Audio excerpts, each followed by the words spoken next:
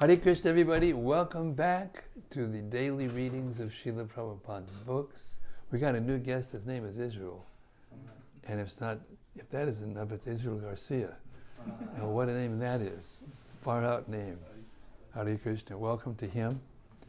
And welcome to Jay and everyone else. Yeah, there you go. Open the window, get a little air. Thank you and welcome to all you out there in cyberspace, wherever you are in the world. We're going to get right into it tonight. We've been talking, yapping. I want to get right into the nectar.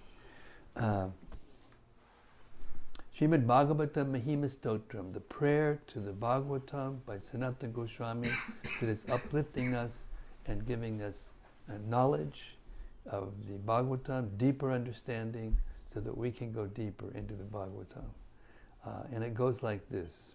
Sarva Shastra Dipiyusha Sarva Vedaika Satpala Sarva Siddhanta Ratnaya Sarva Lokaika Drikrada. O nectar from the ocean of all scriptures, singular fruit of all the Vedas, rich mine of the precious gems of all conclusive truths, you are the only giver of sight to all the worlds. Sarva Bhagavata Prana Srimad-Bhagavata Prabho Kalidwan Loditaditya Shri Krishna Parivartita. O life air of all the Supreme Lord's devotees, O Master Srimad-Bhagavatam, you are the sun risen in the darkness of Kali. You are the exact image of Shri Krishna. Paramananda Pataya Prema Varshaksharayate Sarvada Sarvasevyaya Shri Krishnaya Namostume. I bow down to you who are supremely blissful to read. Your every syllable pours down a flood of prema. You can always be served by everyone. You are Shri Krishna himself. Madhika Bandhu Matsangin Madguru Man Mahadana Mandistadaga Madbhagya Mad Ananda Namostute. My only friend, my constant companion, my spiritual master, my great wealth, my savior, my good fortune, my source of ecstasy, I bow down to you. Sadhu Sadhu Tadayin Atini Chochakakada Anamuncha Kadachin Mam Premna Rit Kantayospura. O bestower of saintliness to the unsaintly, O exalter of the most fallen, please never leave me. Always appear in my heart and in my voice with pure love. Om Namo Bhagavate Vasudevaya. Om Namo Bhagavate Vasudevaya. Om Namo Bhagavate Vasudevaya. Om Namo Bhagavate Vasudevaya. Om Namo Bhagavate Vasudevaya. Om Namo Bhagavate Vasudevaya. So we're reading from the Srimad-Bhagavatam, Canto 11. Chapter 6, correct? Yes, Text 7. This 11th canto is heavy. We've got Krishna's going to leave this planet, and before he does, he's going to instruct Uddhava deeply. Practically speaking, he summarizes everything that's gone on in Gita and the Bhagavatam in what is called the Uddhava Gita. So this is very heavy. And before that, he's now for the disappearance of his dynasty, the Yadus. So this is heavy, but it's very deep and very meaningful, and will bring out emotion, which is what we're looking for. We're looking for spiritual emotion. We're looking for actual attachment to Krishna, the person. In the beginning, we get attached to the service, prasadam. Of course, these things are Krishna. They're not different than Krishna, but still. But these things eventually lead to affection and attachment for the person, Krishna. So that's what this is meant to do. Text 7. The demigods began to speak. Now, everybody kind of had a sense, the higher personalities, the demigods, the sages, they all came to see Krishna in Dwarka. They had a sense of what was happening. The demigods began to speak. Our dear Lord, advanced mystic yogis, striving for liberation from the severe bondage of material work, meditate with great devotion upon your lotus feet within their hearts, dedicating our intelligence, senses, vital air, mind and power of speech to your lordship. We demigods bow down at your lotus feet. Purport. According to Srila Sridhar Swami, the word sma in this verse indicates vismaya, astonishment. The demigods were astonished that although great mystic yogis are only able to contemplate the lotus feet of the Lord within their hearts, the demigods arriving in the city of Dwarka were able to see before them the entire body of the Supreme Personality of Godhead. Therefore the powerful demigods fell down like sticks before the Lord. Such full obeisances, called dandavat, like a stick, are described as follows.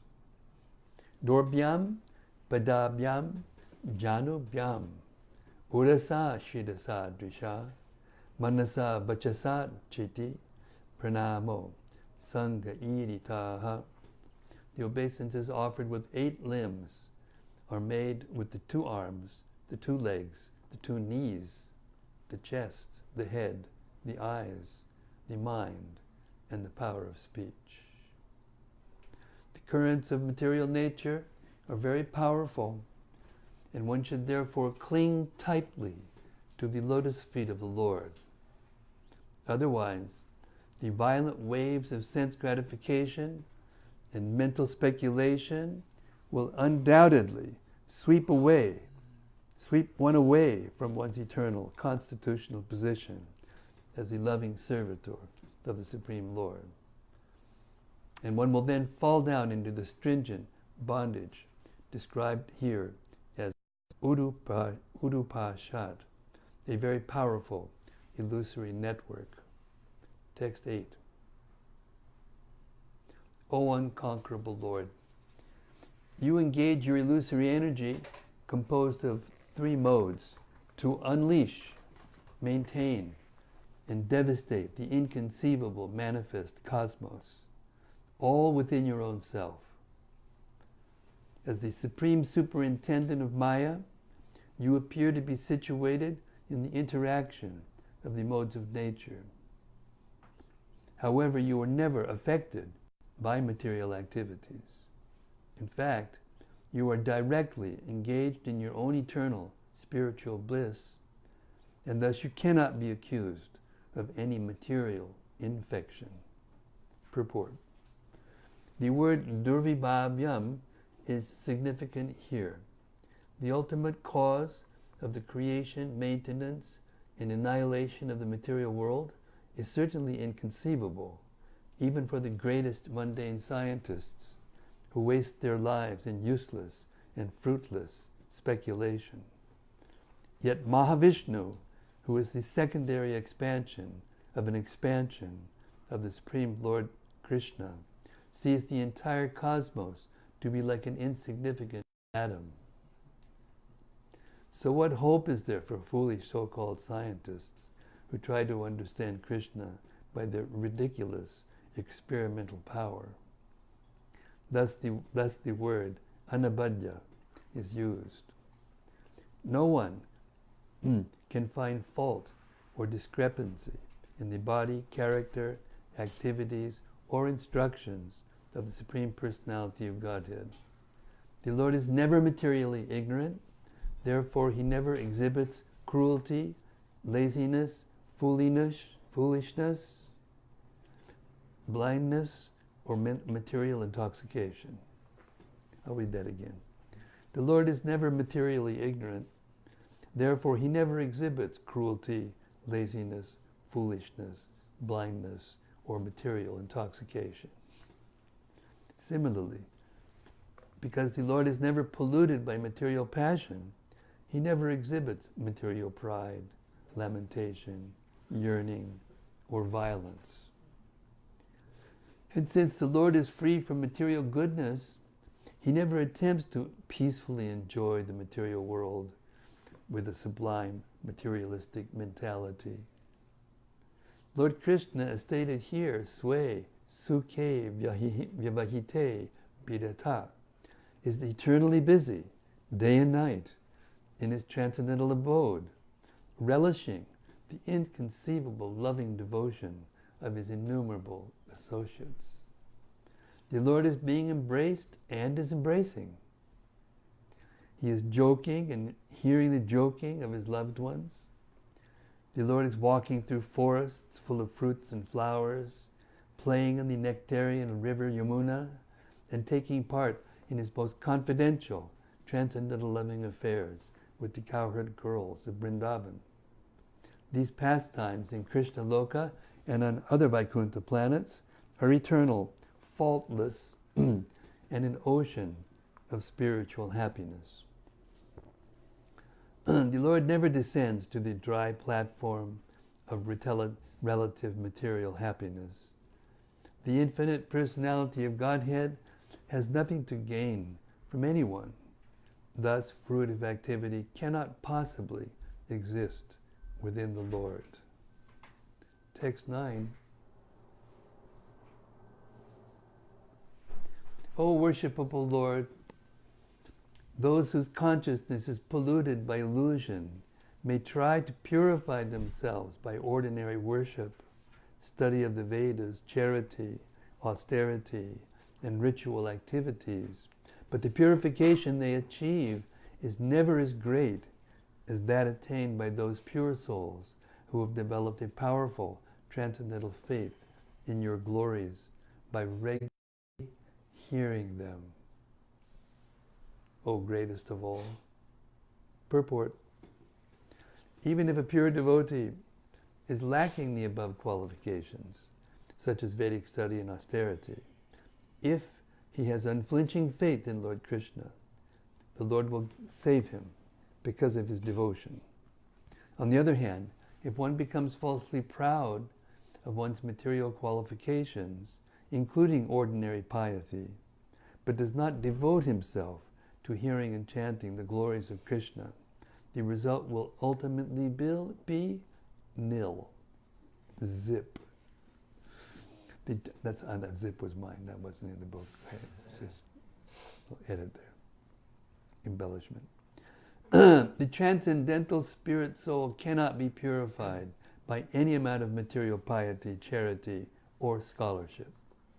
Only the transcendental Supreme Lord can purify the transcendental living entity by bestowing his mercy within the heart. The demigods were astonished at their good fortune. Even by hearing about Krishna, one achieves all perfection. Even by hearing about Krishna, one achieves all perfection. But they had entered the Lord's own city and were seeing him standing before them. Text 10. Great sages, desiring the highest benefit in life, always cherish your lotus feet within their hearts, which are melted by love for you. Similarly, your self-controlled devotees, desiring to cross beyond the material kingdom of heaven to achieve opulence equal to yours, worship your lotus feet in the morning, at noon, and in the evening. Thus they meditate upon your lordship in your quadruple expansion. May your lotus feet become the blazing fire that burns to ashes all our inauspicious desires for material sense gratification. Purport. The conditioned living entity can purify his existence simply by having firm faith in the transcendental glories of the personality of Godhead. What then can be said of the extraordinary good fortune of the demigods who were directly seeing Lord Krishna's lotus feet? Although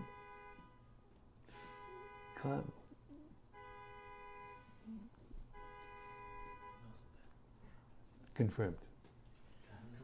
Confirmed.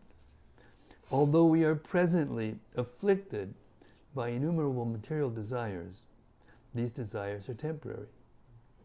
The eternal living entity is meant to experience a loving relationship with the Supreme Living Entity, the personality of Godhead. And the heart of the living entity who renders the Lord pure devotional service is completely satisfied.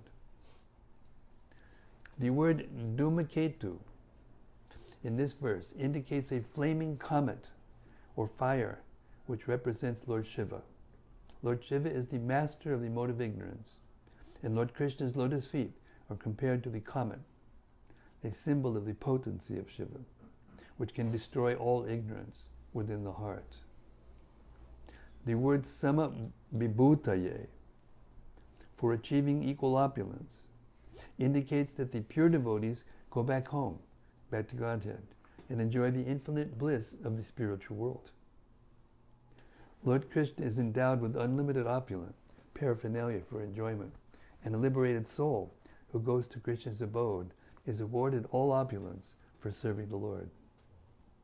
According to Srila Bhaktisiddhanta Saraswati Thakur, the word Vyuhe in this verse indicates the three Purusha incarnations, namely Mahavishnu, Garbhodakashayi Vishnu, and Kshirodakashayi Vishnu, as well as Vasudeva. If we can scientifically understand how Krishna expands himself to create the material world, we shall immediately experience that everything is the property of Krishna, and thus become free from the desire to exploit it for our own selfish purposes. Krishna is the Supreme Lord, the master of everyone, and the reservoir of all opulences, and one should remember his lotus feet in the morning, at noon, and in the evening. One who always remembers Krishna and never forgets him will experience real blissful life beyond the pale shadow of material illusion. Text 11. Those about to offer oblations into the fire of sacrifice in accordance with the Rig, Yajur, and Samavedas meditate on your lotus feet. Similarly, the practitioners of transcendental yoga meditate upon your lotus feet, hoping for knowledge about your divine mystic potency, and the most elevated pure devotees perfectly worship your lotus feet, desiring to cross beyond your illusory potency. Purport.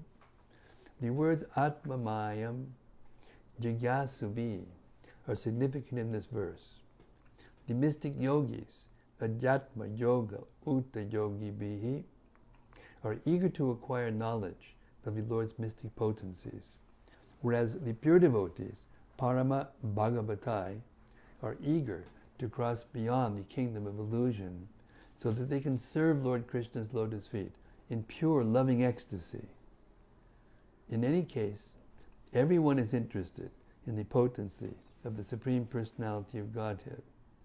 The atheistic material scientists are also fascinated by the external material potency of the Lord, and the gross sense gratifiers are attracted by the physical body, which is also Atmamaya, or an expansion of the Lord's potency.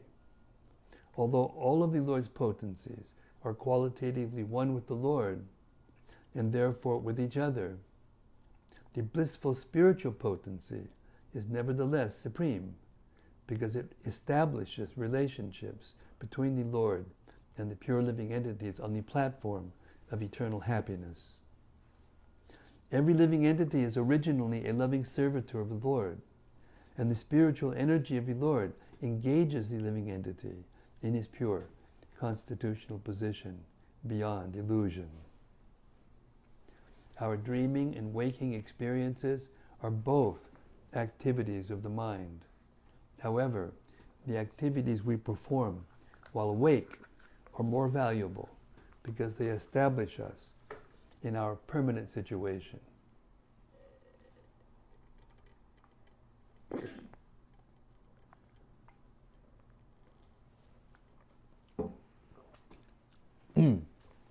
Similarly, at every moment, every living entity is experiencing one of the innumerable potencies of the Supreme Lord.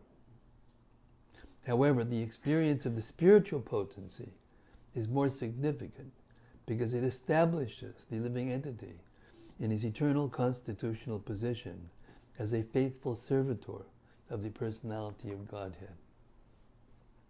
The demigods are glorifying the Lord's lotus feet because they are personally very eager to be purified by contact with those feet, as they state in the previous verse, Syan nas tevagrir ashubha shaya dumake tu. When a sincere devotee eagerly desires to attain shelter of the Lord's lotus feet, the Lord brings him to his personal abode, just as the demigods were brought to Dwarka by Lord Krishna's arrangement. Text 12. O Almighty Lord, you are so kind to your servants that you have accepted the withered flower garland that we have placed on your chest. Since the goddess of fortune makes her abode on your transcendental chest, she will undoubtedly become agitated like a jealous co-wife upon seeing our offering also dwelling there.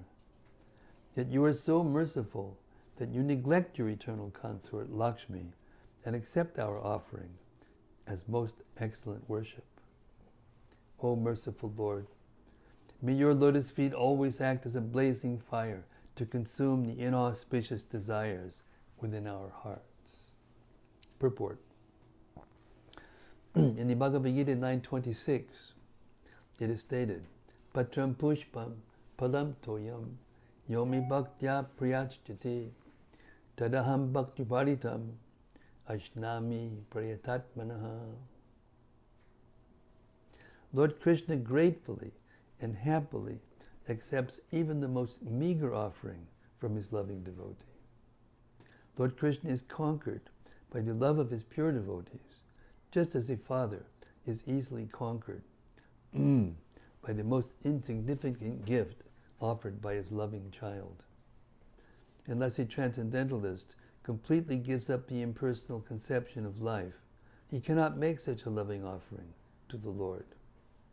The process of meditation upon the Supersoul within the heart, called Dhyana Yoga, is not as pleasing to Krishna as Bhakti Yoga or devotional service, because in Dhyana or meditation, the yogi is trying to satisfy himself and not the Lord by attaining mystic powers.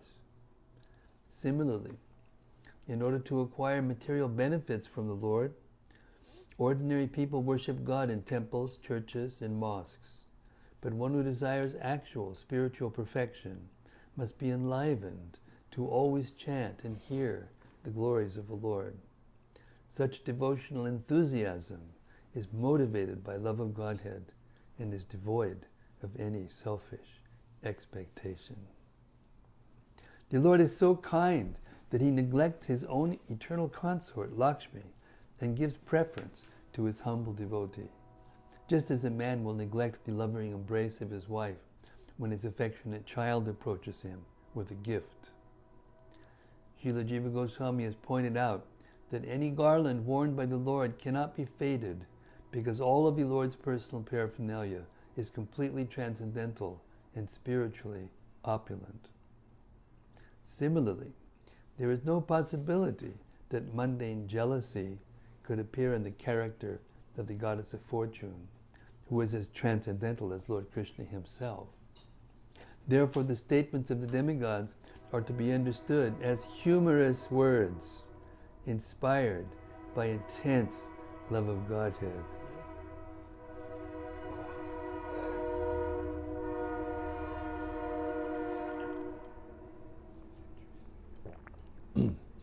Makes a difference when the windows are open, doesn't it? It really does.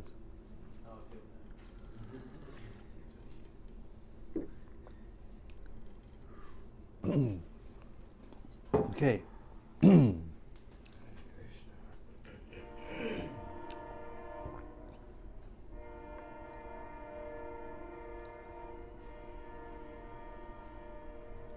Therefore, the statements of the demigods are to be understood as humorous words inspired by intense love of Godhead.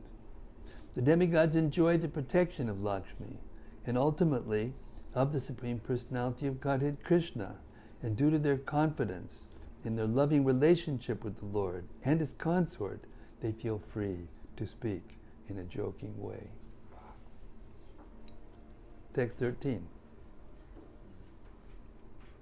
O omnipotent Lord, in your incarnation as Trivikrama, you raised your leg like a flagpole to break the shell of the universe, allowing the holy Ganges to flow down like a banner of victory in 3 branches throughout the 3 planetary systems. By 3 mighty steps of your lotus feet, your lordship captured Bali Maharaj along with his universal kingdom. Your lotus feet inspire fear in the demons by driving them down to hell, and fearlessness among your devotees by elevating them to the perfection of heavenly life. We are sincerely trying to worship you, our Lord. Therefore, may your lotus feet kindly free us from all our sinful reactions. Purport. In order to reclaim for the demigods the universal kingdom seized by Bali Maharaj, Lord Krishna, as described in the 8th canto of this great work, appeared as the beautiful dwarf Brahmana Vamana, who extended his foot upward to the outer limits of the universe. When the Lord's leg breached a hole in the universal shell, the holy Ganges water came flowing into the universe. This scene appeared like an upraised flagpole with a wonderfully flowing victory banner. As stated in the Shuddhi mantras, Chatanam, Charanam, Pavitram, Vidatam, Puranam, Yenaputas Tarati Dushkritani. The lotus feet of the personality of Godhead are most pure, all-pervading, and the oldest of all. One who is purified by them crosses over all previous sinful activities. Throughout the universe, the process of worshipping the lotus feet of the Lord is most famous. Text 14.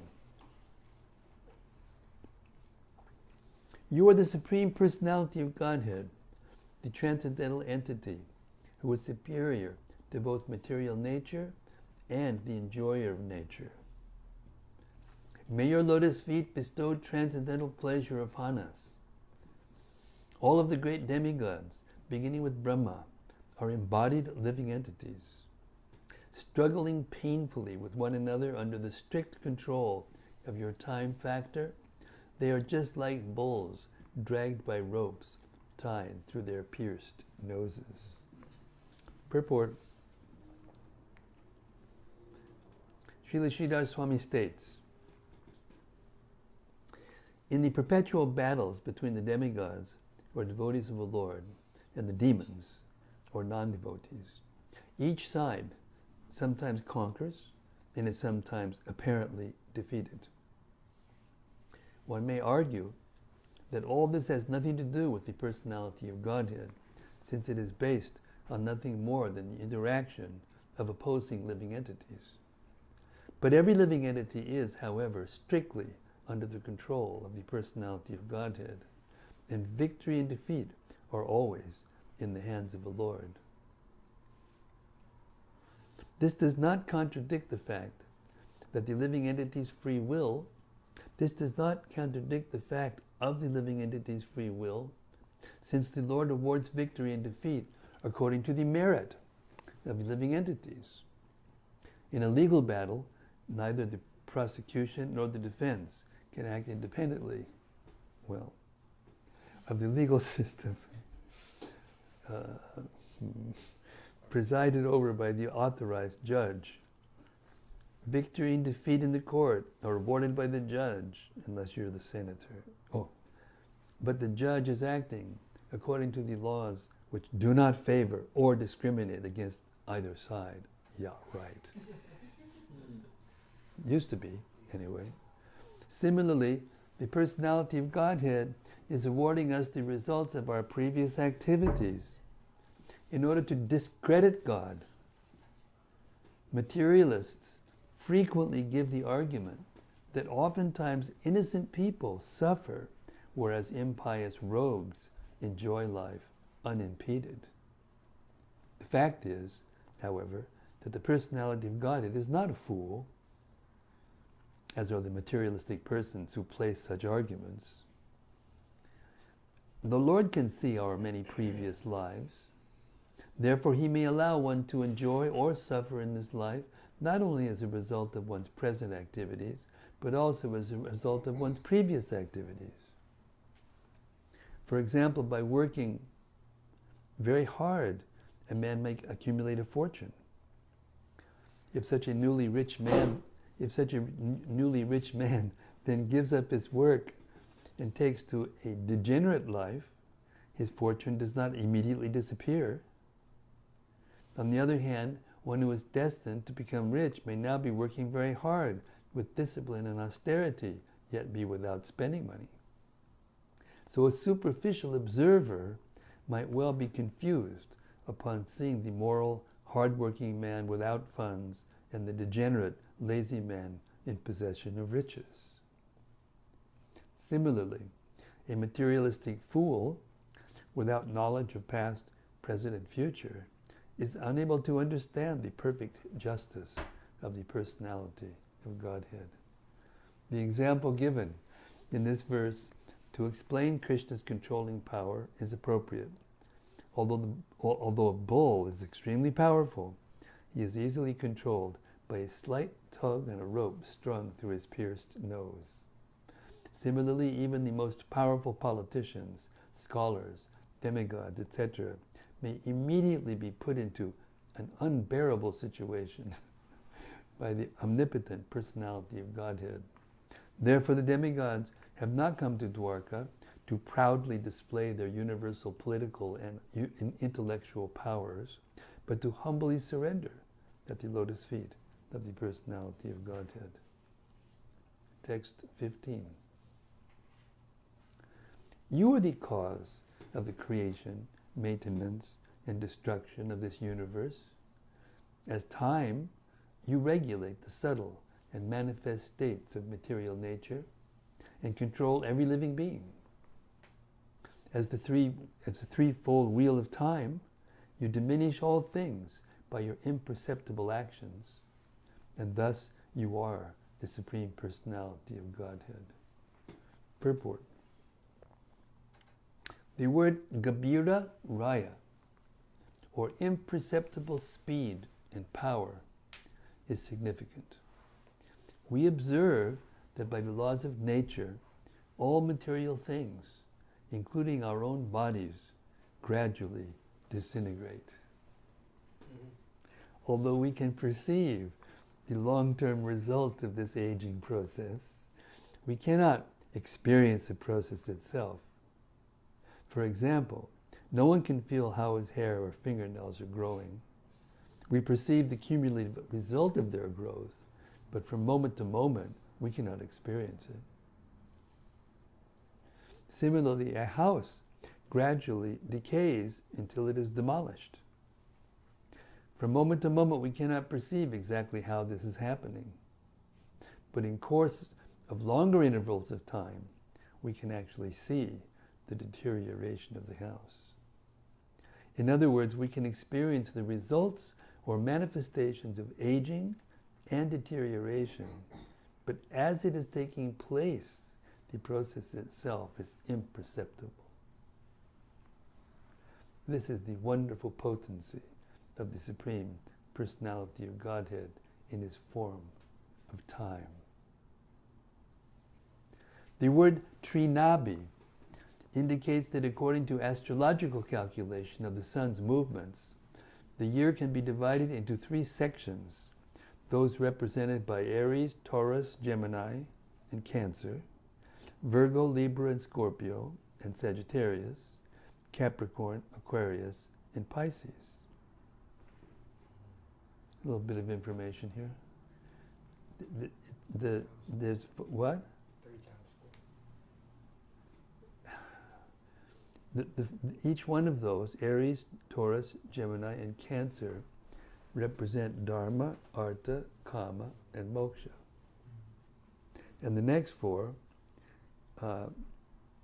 Leo, Virgo, Libra, and Scorpio, also are the same. Dharma, Artha, Kama, Moksha. And the last 4, Sagittarius, Capricorn, Aquarius, and Pisces, also represent Dharma, Artha, Kama, and Moksha. And each one of them represents those things on different levels. The first one personally, the next one socially, and the last one universally or globally.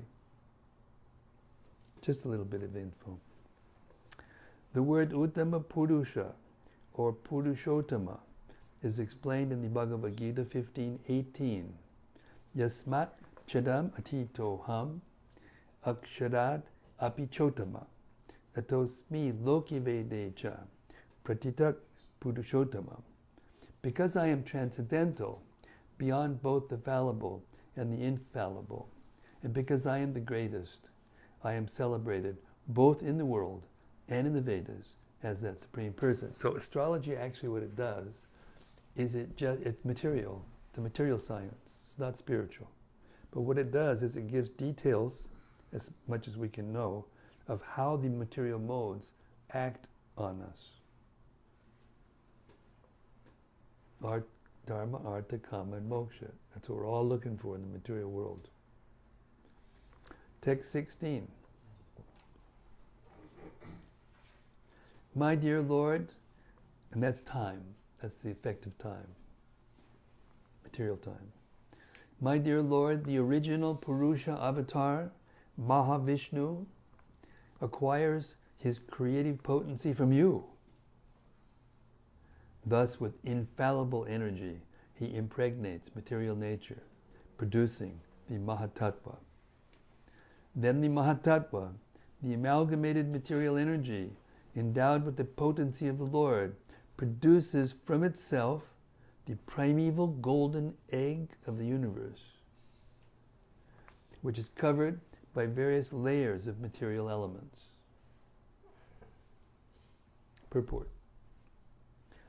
In the previous verses, the supremacy of the personality of Godhead has been established in relation to the living entity and material nature. In this verse, it is clearly stated that Lord Krishna is the source of the greatest Vishnu incarnation, Mahavishnu, and that Mahavishnu acquires his creative potency from Lord Krishna. It would therefore be foolish to surmise that Lord Krishna is an expansion of Vishnu. In this regard, the opinion of the demigods, headed by Brahma, can be taken as final. Text 17. O Lord, you are the supreme creator of this universe and the ultimate controller of all moving and non-moving living entities. You are Rishikesh, the supreme controller of all sensory activity, and thus you never become contaminated or entangled in the course of your supervision of the infinite sensory activities within the material creation. On the other hand, other living entities, even yogis and philosophers, are disturbed and frightened simply by remembering the material objects that they have supposedly renounced in their pursuit of enlightenment. Purport. The Supreme Lord is within the heart of every conditioned soul and guides the living entity in pursuit and experience of sense gratification. The disappointing results of such activities gradually convince the conditioned soul to reject material life. and surrender again to the Lord within his heart. Lord Krishna is never affected by the futile attempts of the living entities to enjoy his illusory energy. For the personality of Godhead, there is no possibility of fear or disturbance, because nothing is ultimately separate from him. Text 18. My Lord, you are living with 16,000 exquisitely beautiful aristocratic wives. With their irresistible coy and smiling glances, and by their lovely arching eyebrows, they send you messages of eager conjugal love, but they are completely unable to disturb the mind and senses of your Lordship. Hare Krishna. Purport. In the previous verse,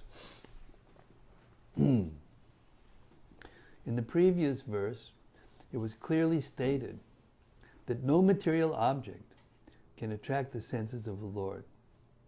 Now in this verse, it is demonstrated that the Lord has no desire to enjoy even spiritual sense gratification.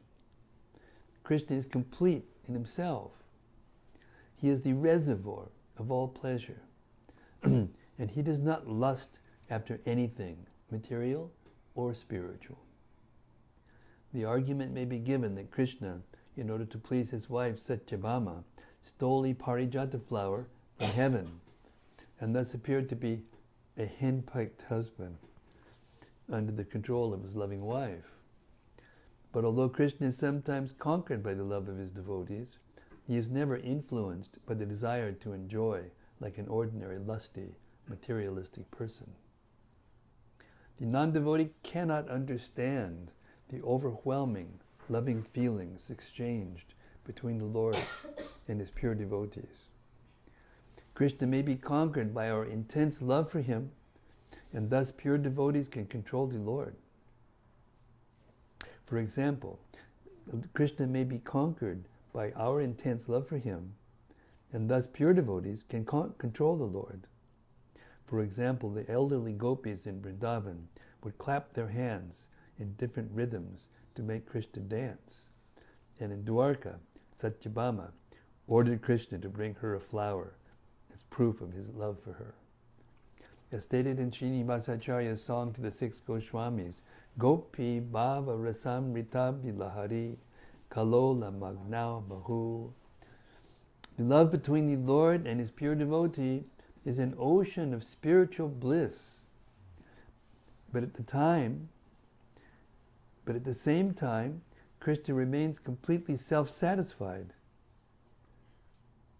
Krishna indifferently gave up the company of the incomparable young damsels at Brajabhumi, the gopis, and went to Mathura at the request of his uncle, Akrura. Thus, neither the gopis in Vrindavan nor the queens in Dwarka could arouse an enjoying spirit in Krishna.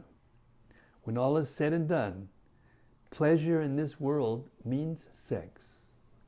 But this mundane sexual attraction is simply a perverted reflection of the transcendental loving affairs between Krishna and his eternal associates in the spiritual world. The gopis of Vrindavan are unsophisticated village girls, whereas the queens in Dwarka are aristocratic young ladies. But both the gopis and the queens are overwhelmed with love for Krishna. As the Supreme Personality of Godhead, Krishna displays the highest perfection of beauty, strength, wealth, fame, knowledge, and renunciation, and is thus completely satisfied by his own supreme position. And is thus completely satisfied by his own supreme position. He reciprocates spiritual loving affairs with the gopis and queens simply for their sake. Only fools think that Lord Krishna could be attracted by the perverted, illusory pleasures to which we poor conditioned souls are so blindly attached. Therefore, everyone should recognize the supreme transcendental position of the Supreme Personality of Godhead and surrender to him. That is the clear implication of this statement by the demigods. text 19. The nectar-bearing rivers of discussions about you, and also the holy rivers generated from the bathing of your lotus feet, are able to destroy all contamination within the three worlds. Those who are striving for purification associate with the holy narrations of your glories by hearing them with their ears, and they associate with the holy rivers flowing from your lotus feet by physically bathing in them. Purport. Srila Vishwanath Chakravarti Thakur states, Anushravam Guror Uchcharanam Anushruyante. One should hear about Krishna by hearing from the spiritual master. The bona fide spiritual master describes the pastimes, potencies, and incarnations of the personality of Godhead to his disciple. If the spiritual master is bona fide, and if the disciple is sincere and obedient, then the communication between guru and disciple is just like nectar for both the guru and the disciple. Ordinary persons cannot even imagine the special pleasure experienced by the devotees of the Lord. Such nectarian speaking and hearing destroys all contamination within the heart of a conditioned soul, the primary contamination being the desire to live without serving Krishna. The other nectar described here is Charanamrita, the nectarian waters that bathe the Lord's feet. Lord Vamanadev bathed his own lotus foot by kicking a hole in the universal covering so that the sacred Ganges water washed his toes and fell into the universe. The Yamuna River also washed Krishna's lotus feet when the Lord appeared on this planet 5,000 years ago. Krishna sported daily with his boyfriends and girlfriends in the Yamuna River, and consequently that river is also Charanamrita. One should therefore try to take bath in the Ganges or Yamuna. Every morning in ISKCON temples, the lotus feet of the deity of Krishna are bathed, and the water thus sanctified is also called Charanamrita, the nectar of Krishna's lotus feet.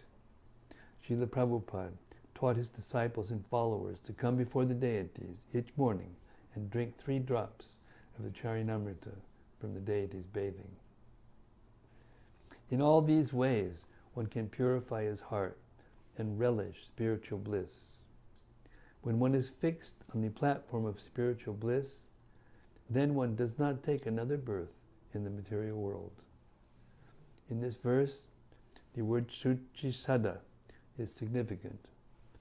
One must engage in the purified activities of Krishna consciousness.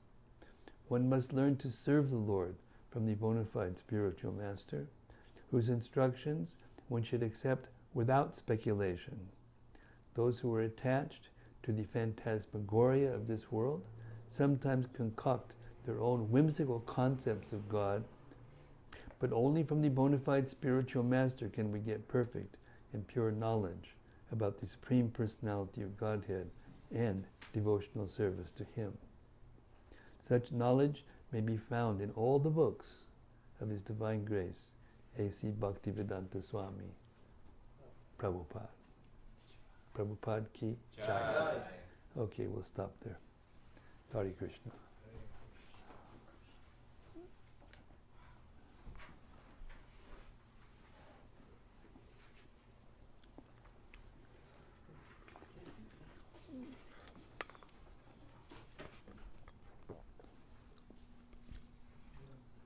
Okay, who's going to start us off? Prana? Honest John? Sarva? Jair? Doug? Patrick? Abhaya? He was hiding over there. He's hiding. Okay, Prana. Start us off. Take us down the road. The purport to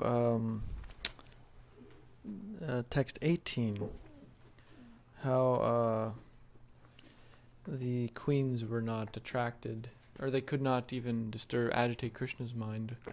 Well, they were attracted by Krishna, but yeah. Yeah, they were attracted to Krishna. Yeah, go ahead. And Krishna was attracted to their loving devotion, but he wasn't attracted to enjoying them. Yes. For his own sense gratification. Yeah. I just had a reflection because a few years ago in Govardhan, we read this 11th canto, and I remember this verse in purport.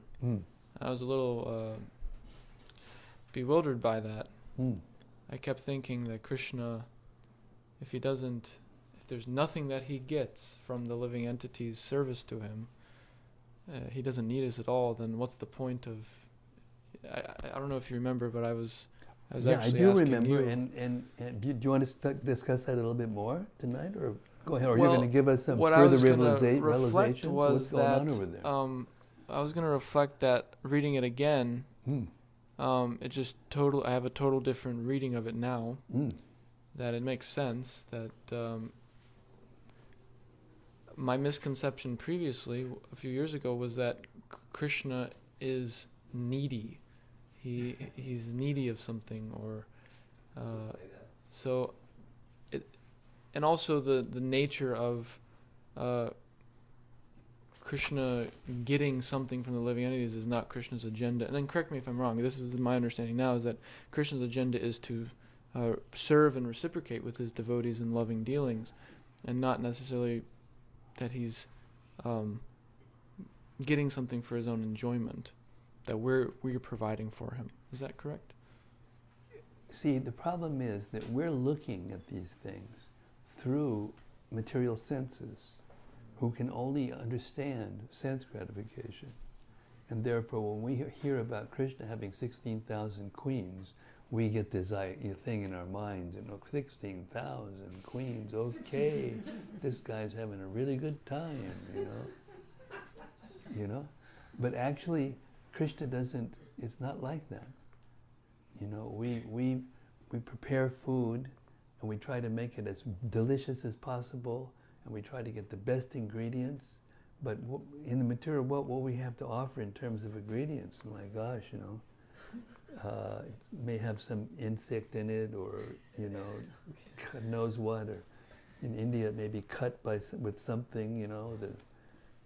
The spice may be cut with some kind of other powder or nothing or whatever. The milk is watered down to God knows what. But Krishna that's not it. That's not what's being exchanged. But we're thinking in terms of externals, and therefore we're thinking that the exchange is something like that, something gross. But it's not. The exchange is the love. And real love is, we have some idea of it. We can get some idea of it.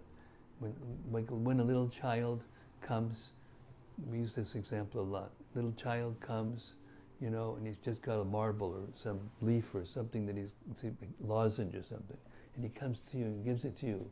This is for you. Please take it. Automatically the heart opens, because this is just, it's out of pure affection. The child doesn't have any other motive.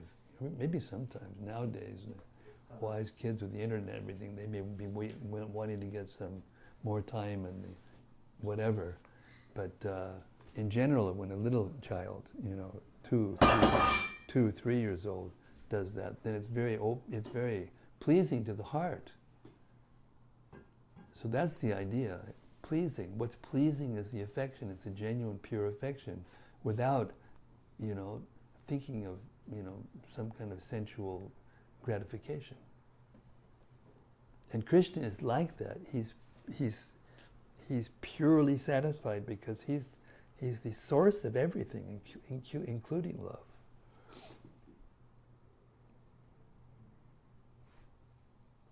And we have also, we're the souls who are pure. They're the reservoir or the abode of love for Krishna. And he's the object of our love. But it's the love, it's the loving exchange. And if there's desire for sense gratification, then we don't understand what love is. We can't understand it. And therefore we'll tend to compare, and evaluate the exchanges that Krishna has with his queens, especially the gopis of the queens, that many, and we tend to calculate materially. But it has nothing to do with that. Therefore, Chaitanya Charitamrita defines the difference between love and lust, being love is completely for the pleasure of the other person, and lust is for my own pleasure. So there's no lust in the relationship and in the loving exchanges between Krishna and his devotees in the spiritual world. There's no lust. It's completely pure. Would it be accurate to say that Krishna's enjoyment in his dealings with his pure devotees is serving them? Yes. It's giving them satisfaction, giving them pleasure. Yes. And the devotees are and vice giving versa. Krishna. And there's a constant competition between the two. That's why it's different than the love in this material world. Love in the material world is, you scratch my back and I'll scratch yours. And when you don't scratch it just right, I'll go find somebody else who can scratch it the way I like it. That's what it is, right? But in the spiritual world, Krishna is always trying to please the devotees. The devotees are always trying to please Krishna, and there's a constant competition going on. Who can please who the most? And therefore, and it never stops. That's the source of genuine, that's Ananda Buddhivardhana. That's what Ananda Buddhivardhana is. The constantly expanding pleasure, the ocean of transcendental pleasure in the spiritual world. It's the competition between trying to please Krishna and Krishna trying to please us. And Krishna, he's unlimited. He can be with every one of us, and reciprocate with every one of us at the same time. And we'll think he's just with us. But he's actually with everyone, having pleasure with everyone at the same time, pleasing everyone at the same time. I was just hearing Gopi Puranananda Prabhu describing Krishna and, his daily activities and how, he's there. He's in 16,000 forms. He goes into the 16,000 palaces. And then in the morning he comes out and then he all comes into one form and he goes to work. It doesn't work, but he goes to the, to the court of Ugrasena, and he's there as he doesn't sit as the king because the Kurus Yadus, they're cursed. They can't be the kings, because of some curse before, some generation before. But he's the ultimate advisor and counselor and et cetera, et cetera.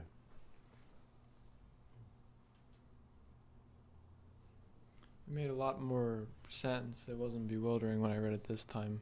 Oh yeah. And so it just kind of proved to me that if one hears these books again and again and again, that actually the understanding comes clearly. And so just the importance of hearing not just once, not just twice, but again. Some people who are naturally scholars, like yourself, you're to some degree a scholar, and some people like Gopi is like they're like unlimited. But yes, even if you're not a scholar, if you sincerely hear without your mind going here, there, and everywhere, and you sincerely try to hear and try to understand, and you just keep doing that, gradually it'll all become clear. I like the example of a million-piece puzzle, and you're trying to put it together. You just keep trying, and gradually the pieces enough pieces come together, and you can tell what the picture looks like.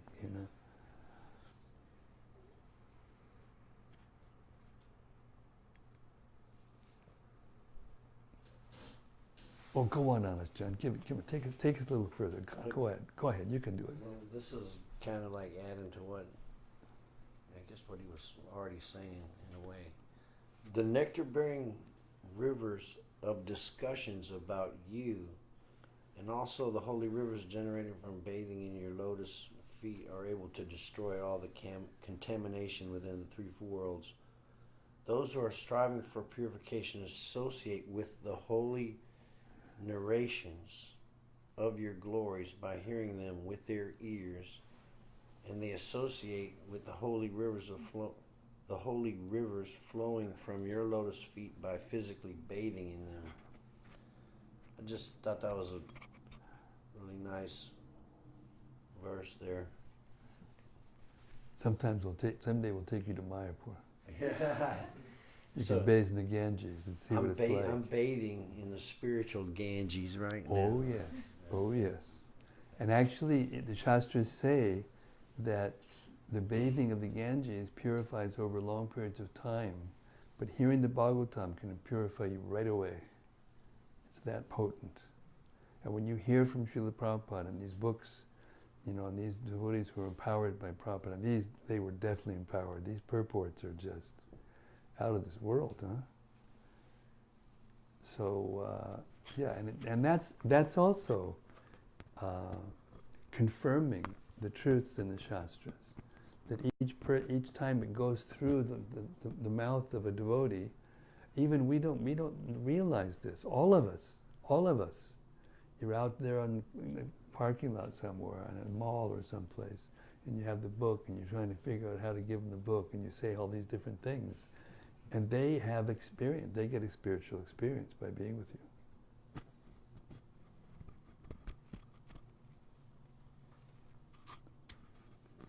So each time it goes through, that's the Shukamukhad Amrita Drabya Samyutam. Each time it goes through the lips of a devotee, through the voice of a devotee, it gets better.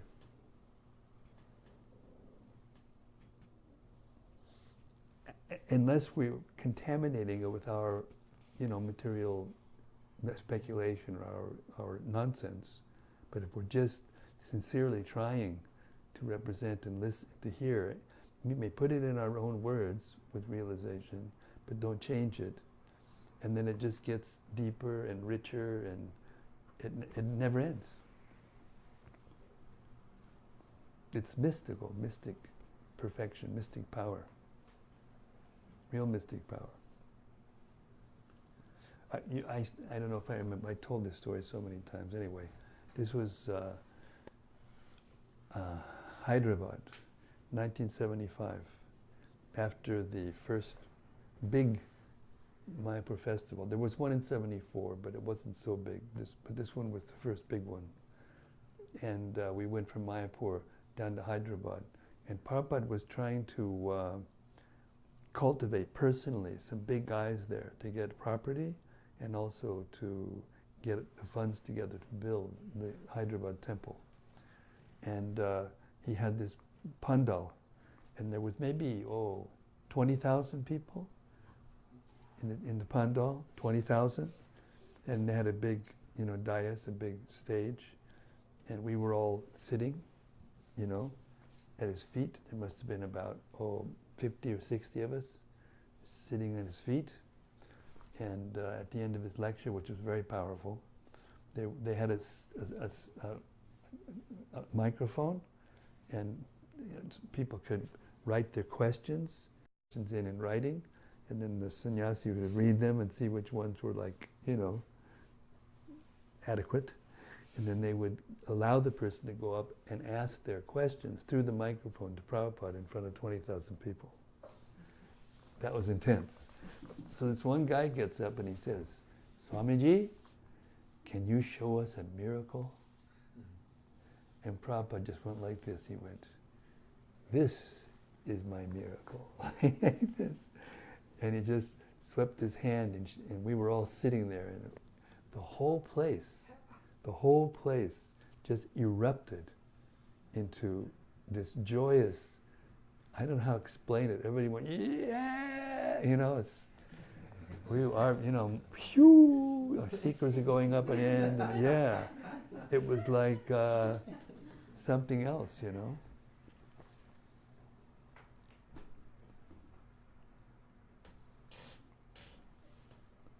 Just by talking about Krishna. I mean, Prabhupada was very expert on all levels. He was dealing with so many problems and so much management and so many things. But really, if you're with him and you watched him, mainly he was just talking about Krishna. And whenever there was a problem, he would remember some pastime of Krishna or the Pandavas or some situation, and he would say, yes, this should be, I like that. Everybody would just get, okay. And everybody would be satisfied. It was mystical. So if we just keep hearing like this, guaranteed, I volunteer. I volunteer every day, the rest of my life. I made the vow and I'm going to keep it, no matter what anybody says or thinks.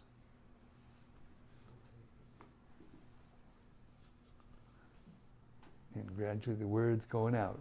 Yes, we went over 2,000, by the way, finally. We went over 2,000 followers for this little sacrifice, yajna.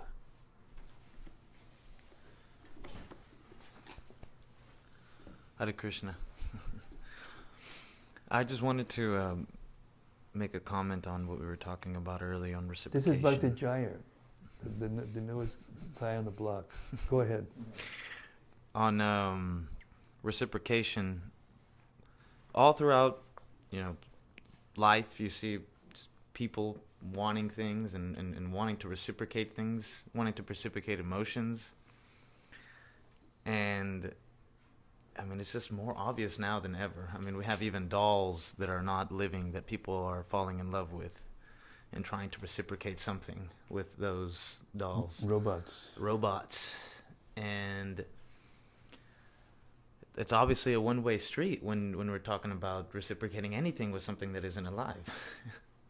And we buy all these pets and all that to try to reciprocate something, some love. So even there you see a jiva looking for something, someone to reciprocate these emotions with. And the only thing that can reciprocate any emotion is another living entity. Mm-hmm. You can't, with something that isn't alive, you're not going to feel anything. Well, dead.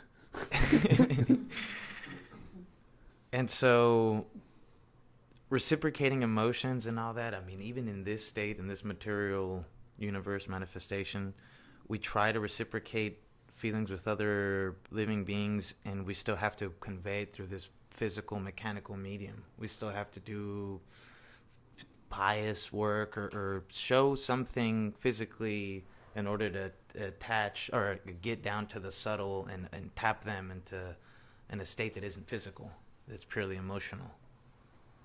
And that's why we can't, even if we wanted to, describe emotion with words, because we're throwing it into a physical medium. We're not giving them an experience. That's what an emotion is. Take it to the next level. You're doing great. You're doing great. I can't wait till you're out there. Go ahead. You're doing great. Got to now take it to the next step. It's actually not possible to do that with material bodies. It's not possible, because the material bodies are always changing, and the soul is not changing, and it's looking for something that doesn't change.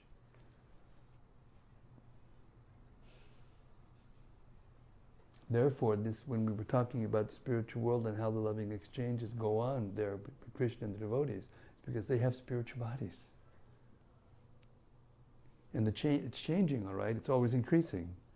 But the bodies don't go away. They don't die. The relationships are eternal. And that's what we're all looking for here. That's what they're writing all these songs about. Love, love, love.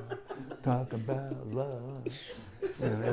Every other verse and every other, pop song is about this love, and she went away and I felt really bad, but then I felt okay because you came into my life and now everything's great. And it's like over and over. It's like chewing the chewed, And then they go away again. It's, oh, no, what am I going to do? Song. Exactly. The next generation, we were playing songs like this, we were at least playing instruments. Now all they do is have, boom, boom, boom. I can't. And I have the same problem. I can't do that. And even the voices they put through this synthesizers, and it has to, it doesn't even sound like a human voice. They're getting prepared to have love with the robots, It's wild. It's wild. And the whole world's just, pulsating, about getting ready to explode from everybody's frustration. The total combination of all the frustration together. And if we just sit here, it's such a simple thing, just sit here and try to hear about Krishna together, and it's a whole other world. Because it's touching the soul, it's touching the spiritual body, the spiritual person. Yeah, that's very good. Keep going. Keep on trucking, as we used to say. Yes, Prana. I like that point about time, how the it's imperceptible. Oh, yeah, this is a good point. How we can't perceive the hair growing or the nails growing or the house deteriorating, or our body deteriorating and aging. But we can perceive the result of it after a longer duration. Around. I think I may be the oldest person in the room. Maybe Sarva. How old is your body? Oh my God. I am the oldest person in the room. Just as you feared. Just as I feared. Isn't it, Sarva? Tell him just stick around. You wait till you get over 70, and then you can perceive it all. It all comes crashing down on your head, and you didn't even realize it was coming. And all of a sudden, there you are. I had, the Sharmas come every Saturday to come and, serve prasadam. And it was like they were just here 5 minutes ago. There they are again. I said, what day is this? It's Saturday. Really? You were here Saturday? Yeah. It's wild. I'm like running, trying to get all this, all the recording done before it's done, because it's happening so fast. God, isn't it? Isn't it?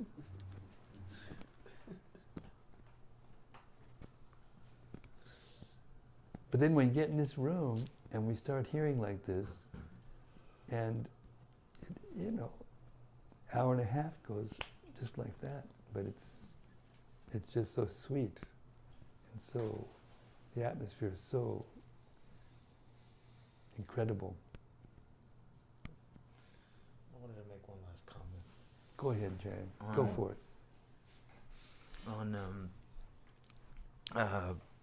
It seems more too that the more that I come here and I read and I just become part of the community. Oh, you don't come here anymore. I'm sorry. Yeah. Let me rephrase that. I don't. Yeah, I'm That's staying here. I'm living here. That's kind of like the nails growing. You can't. Here you are. Take another look. So this is good point. The changes have already been made, and the hair's already grown. See, when you walk through the door with your head shaved, then I'll, the hair will have grown, the nails will have grown. Anyway, so the realization really comes when one is able to see the strings that are tied from the puppet Maya, and they're able to drag it back to the controller. And if you don't see the string and you just see Maya dancing, then you're just going to dance with Maya. And if you see the string, that is how it's tying back and how the picture is being painted and how that dance isn't a dance that is dancing on its own, it's a dance that is created by a controller, then you're able to see the creation, the manifestation from a much broader sense. You're not just playing a victim or a subject of the material energy. Now you're seeing how it's tying back together, all back to you too, not just to itself, but where am I in this picture? I was noticing when we were reading in the first parts of the demigod's prayers, we're discussing how the material manifestation starts, and that's the Sambandha Gyan. That it's the, how do I say, it's the threads of understanding that inform us, that inform us about how it has to be a person. Mm-hmm. It's so organized and it's so cool, mm-hmm. the way it's done. Mm-hmm. the person who's doing that's got to be the coolest. Mm-hmm. Absolutely. So it's important to go there, because if you try to go to this, what we were talking about before, the love there, without understanding, without being able to see the presence of Krishna through like those threads you were talking about, through the knowledge of how the universe is created and how Krishna does it, and how beholding we are, and how all of our senses are all, all this, it's all put, it's like a big, factory that's been put together, all these pieces, and here we are. And so many of things that we, when I say we, I mean like the bigger sense of the population, we're accepted by scientists, what they say, and so much, believe me, from the studies that I've done, I couldn't believe that we did so much based on assumptions. The foundation of it all, we even go back and then we say, oh, we were wrong there, we just found another, theory that contradicted that, so we had to rewrite that. And it's all because it's all based on assumptions that were made by other physicists or some chemist or something, and they run with it, just like we run with our ideas in our mind, but now we're doing it in a global scale. We're not just using one mind, we're using several minds, and we're running with assumptions. Well, the thing is, now we're reading things that never use the word maybe, or perhaps, or what if, or is it, or could it be. That's all they talk about. That's all they talk about. And when you challenge them on it, they say, oh, we're working on it. We're working on it. Puppies will laugh. Post-dated check, First of all, become the millionaire and don't write me $1 million check, post-dated. I'm writing you $1 million check, but don't cash it until 25 years from now when I become a millionaire. Who's going to be foolish enough to do that? Okay, ladies and gentlemen, I have to stop now because I have to go. Oh, yeah, go ahead. I like these two. I like these here 2 points. Like he says, if the spiritual master is bona fide and if the disciple is sincere and obedient, then the communication between guru and disciple is just like a nectar, both for the guru and the disciple. It's a really very nice. Good. And the other thing is like